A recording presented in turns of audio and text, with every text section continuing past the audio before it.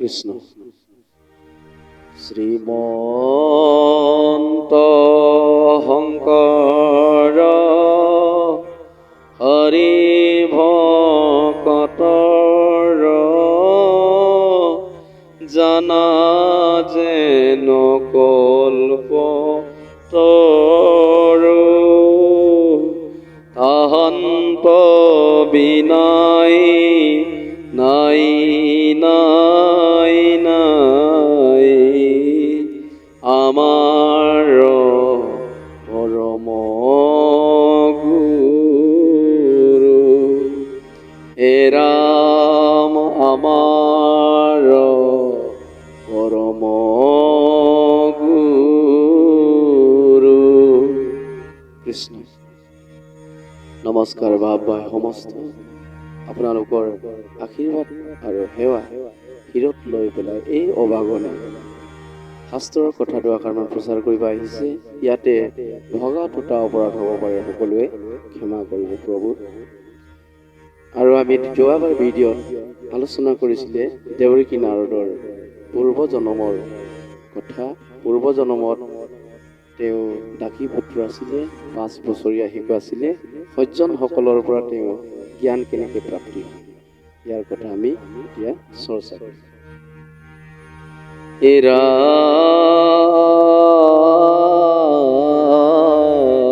ৰাম ৰাম কৰিলন্ত ঈশ্বৰ ভকতি মহাজ্ঞান যেন অন্ধ লাক দিলা দিব্য চকুদান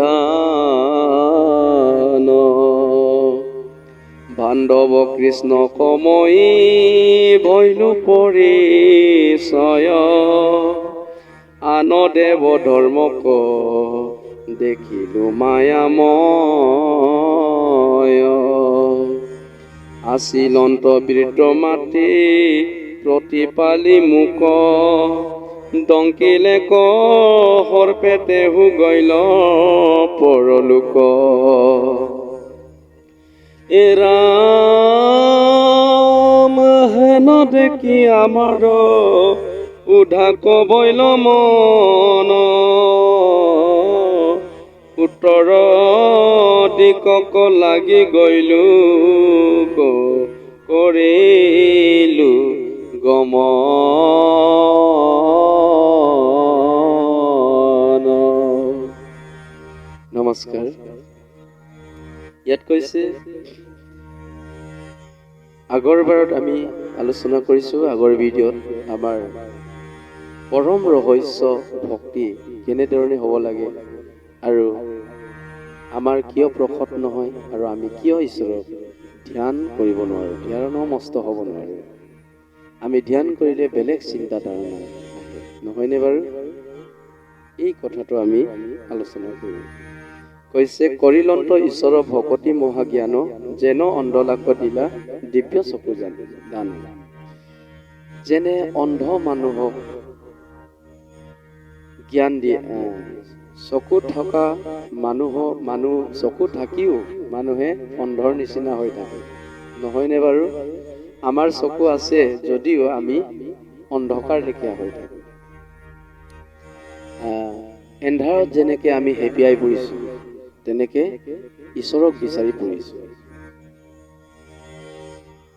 যে আন্ধাৰ হোৱা ৰুম এটাত লাইটৰ চুইচটো দিলে যেনেকে পোহৰ হৈ যায়, ঠিক তেনেধৰণে 400জনে দেৱকী নাৰদ অৰ্থাৎ 5 বছৰীয়া শিশুটি কৃষ্ণৰ পৰম ৰহস্য জ্ঞান দিয়াৰ লগে লগে দিব্য চকুৰ নিচিনা তেওঁৰ প্ৰকট হ'ল, দিব্য চকু পোৱালিকীয়া হ'ল। সেইকাৰণে প্ৰভুসকল কৃষ্ণ কীৰ্তন আৰু কৃষ্ণ কথা, কৃষ্ণৰ পৰম ৰহস্য কথা আমি যদি শ্ৰৱণ কৰিও হৃদয়ংগম যদি কৰে, তেতিয়াহ'লে আপোনাৰ পৰম ৰহস্য ভক্তি প্ৰকট হয় বুলি কৈছে। কৰ্ণপতে প্ৰৱেশী ভকতৰ হিয়াত হৰি দুৰ্বাসনা হৰে সমস্তয় বুলি কৈছে। এই আমাৰ কাণৰ পথেদি প্ৰৱেশ হ'ব লাগিব কৃষ্ণ কথা। কৃষ্ণ কথা কাণৰ পথেদি প্ৰৱেশ হৈ ভকতৰে হিয়াত বহি এই তেতিয়া আপুনি কি হ'ব? কৃষ্ণ কথা কাণত যদি প্ৰৱেশিবলৈ যদি দিয়ে তেতিয়া আপোনাৰ পৰম ভকত হৈ যায় বুলি কৈছে। পৰম ৰহস্যৰ ভকতি হ'ব। আমি যদি কাণখন থাকিও কৃষ্ণ কথা নুশুনো, কৃষ্ণৰ কীৰ্তন যদি শুনিও নুশুনা, তেতিয়াহ'লে কাম নহ'ব আপোনাৰ। আমি কৃষ্ণক বিচাৰি বহুত বাহিৰত পৰি আছো। কৃষ্ণ হৃদয়ত আছে বুলি কয় নহয়, ঈশ্বৰ আত্মাতে আছে। আমি মুখত কৈছো, আত্মাত কেনেকে আছে? যদি আপুনি আপোনাৰ কৰ্ণে পথে, আপোনাৰ কাণৰ পথেদি যদি কৃষ্ণ কথা নুশুনে, কৃষ্ণক প্ৰৱেশ কৰিব যদি নিদিয়ে, তেতিয়াহ'লে আত্মালৈ কেনেকে যাব? এই কথাকে ইয়াত আমি আলোচনা কৰিছো। সেইকাৰণে কৈছে কৰ্ণ পথে প্ৰৱেশী ভকতৰ হিয়াত হৰি। মানে আপুনি পৰম ৰহস্য ভকত হ'ব আৰু আপোনাৰ ইয়াত ভগৱন্তই বহিব। আৰু দুৰ্বাসনা হৰে সমস্তয়। এতিয়া দুৰ্বাসনাটো কি? আমি ধ্যান কৰিলে বেলেগ বেলেগ চিন্তা আহে, বেলেগ বেলেগ কামনা বাসনা আহে।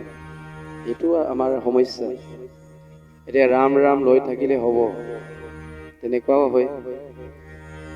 কিন্তু আপুনি ৰাতিপুৱাৰ পৰা গধূলিলৈকে সমস্ত দিনটো আমাৰ কাম আছে, সকলোৰে আছে, আমাৰো আছে। কিন্তু এইখিনি 1-2 মিনিট সময় যদি আমি মুকলিভাৱে ঈশ্বৰক অৰ্পণ কৰিব পাৰোঁ, মুকলিভাৱে যদি ঈশ্বৰক চিন্তা কৰিব পাৰোঁ,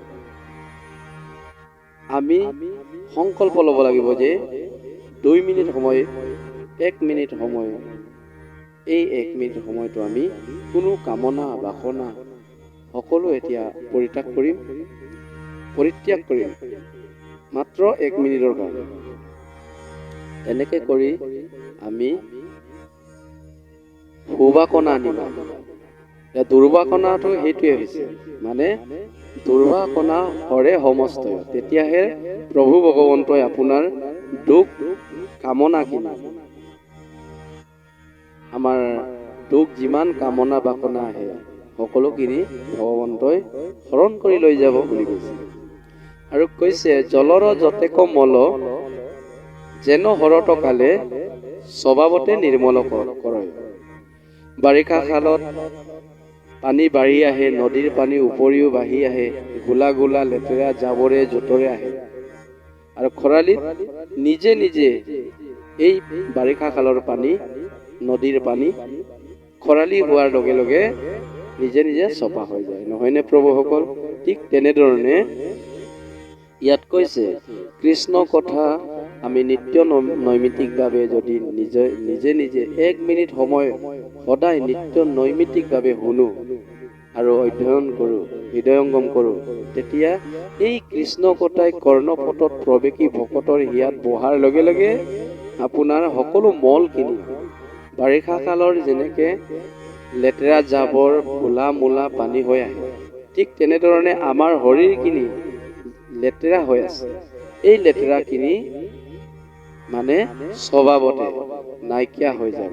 যেনেদৰে এগিলাচ লেতেৰা পানী আমি বঢ়াই থলোঁ, এই লেতেৰা পানী, এগিলাচ লেতেৰা পানীখিনি আপুনি হাতেৰে চুই পেলাই ঢালি পেলাব নালাগে, হাতেৰেও চুব নালাগে।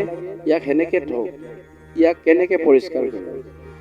সৰ্বদাই যদি আমি এই লেতেৰা পানী থকা গিলাচখিনিত যদি অকণমান যদি সৰ্বদাই যদি আমি শুদ্ধ পানী,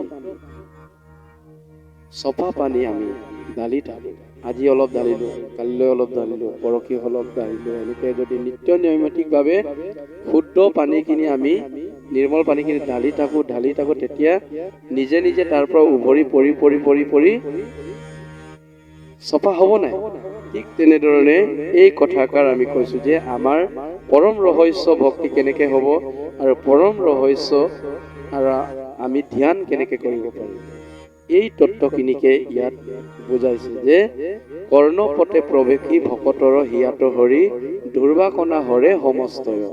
সকলো সমস্তকে, অকল আপোনাকে নহয়, আমাকে নহয়, সকলো যোনে ঈশ্বৰৰ কথা শুনে, ঈশ্বৰৰ কথা ভাবে, ই মানে নিজে নিজে মানে শুদ্ধ হ'ব।